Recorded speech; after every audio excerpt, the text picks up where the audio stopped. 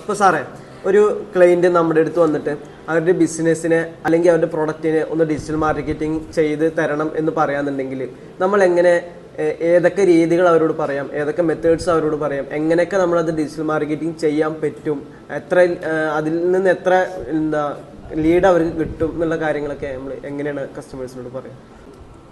അജ്മൽ ചോദിച്ചൊരു നല്ലൊരു ക്വസ്റ്റ്യൻ ആണ്.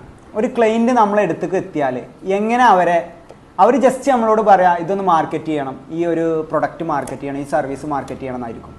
അവർക്ക് പോലും ഒരു ധാരണ ഉണ്ടാവില്ല എന്താണ് മാർക്കറ്റ് ചെയ്യേണ്ടതെന്ന്. സോ ഇവിടെ നമ്മൾക്ക് ഒരുപാട് ടൈം വേണ്ടി വരുന്നുണ്ട്. അവരെ മനസ്സിലാക്കണം, അവരുടെ പ്രൊഡക്റ്റ് നമ്മൾ പഠിക്കണം. കാരണം അവർക്ക് ഡിജിറ്റൽ മാർക്കറ്റിംഗ് എന്താണ്, അവർക്ക് ഏത് സ്ട്രാറ്റജിയാണ്, എങ്ങനെയൊക്കെ ഇംപ്ലിമെൻറ്റ് ചെയ്യാമെന്ന് അവർക്കൊരു ഐഡിയ ഇല്ല. സോ ഫസ്റ്റ് നമ്മൾ സാധ്യതകൾ മനസ്സിലാക്കിയിട്ട് പ്രൊഡക്റ്റിന് പറ്റിയ മാർക്കറ്റിംഗ് സ്ട്രാറ്റജികളും സർവീസിന് പറ്റിയ മാർക്കറ്റിംഗ് സ്ട്രാറ്റജികളും നമ്മളൊരു പ്ലാൻ ചെയ്യുക എന്നുള്ളതാണ്. അഥവാ അവർക്ക് നമ്മളൊരു കൃത്യമായിട്ടുള്ള പ്ലാൻ കൊടുക്കുക, അങ്ങോട്ട് കൊടുക്കുക. അല്ല നമ്മൾ ഒരിക്കലും കസ്റ്റമറിൻ്റെ അടുത്ത് നിന്ന് അവർ എന്താ ചെയ്യേണ്ടത്, നിങ്ങൾക്ക് ലീഡാണോ വേണ്ടത്, നിങ്ങൾക്ക് ട്രാഫിക് ആണോ വേണ്ടത് എന്ന് നമ്മളൊരിക്കലും എന്ത് ചെയ്യരുത്, അവരോട് ചോദിക്കരുത്. കാരണം അവർക്ക് അതിൻ്റെ ഒരു ധാരണ ഉണ്ടാവില്ല.